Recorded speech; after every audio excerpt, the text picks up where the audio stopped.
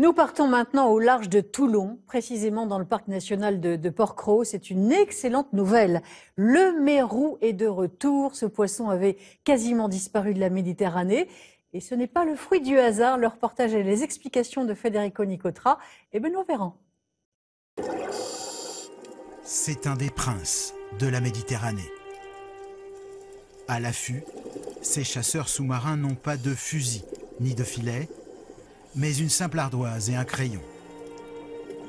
Ils sont venus recenser la présence du mérou.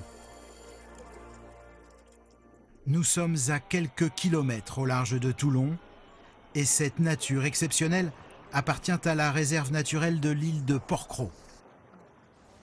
Tous les 3 ans, un groupe de plongeurs vient vérifier l'état de ce patrimoine sous-marin.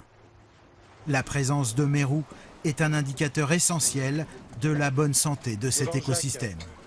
S'ils sont nombreux, ça veut dire que tous les autres maillons, tous les autres petits poissons qui servent à les nourrir sont là et sont abondants. On va les compter, on va déterminer leur taille, on va regarder leur comportement. Parmi les 12 bénévoles du groupe d'études des mérous, des amateurs passionnés et des scientifiques. Chacun à sa profondeur recense le nombre d'individus. À la création du parc, il y a plus de 50 ans, ils avaient quasiment disparu. Aujourd'hui, la population est en perpétuelle augmentation. Les derniers mérous, les 5-7 mérous qui restaient dans les années 73, étaient présents ici. Aujourd'hui, on monte à plus de 200-250 mérous. Pourquoi le mérou augmente? Parce que le mérou, comme il est préservé, il est interdit à la pêche, interdit à la chasse. Il se développe, il se reproduit. De retour à terre, les plongeurs comparent leurs résultats pour un comptage très précis. 50 cm. Ouais, donc je pense que c'est le même niveau. Cette année, la population commence à se stabiliser avec près de 800 mérous autour de l'île. Et parmi ceux-là, un phénomène encore jamais observé.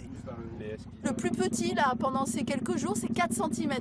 Donc c'est un mérou, ça se trouve, ça fait 1 semaine qu'il est arrivé à Porquerolles. C'est très bon signe parce que ça permet le renouvellement de cette population.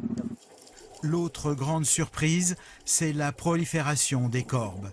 Une espèce très rare, reconnaissable à sa queue jaune.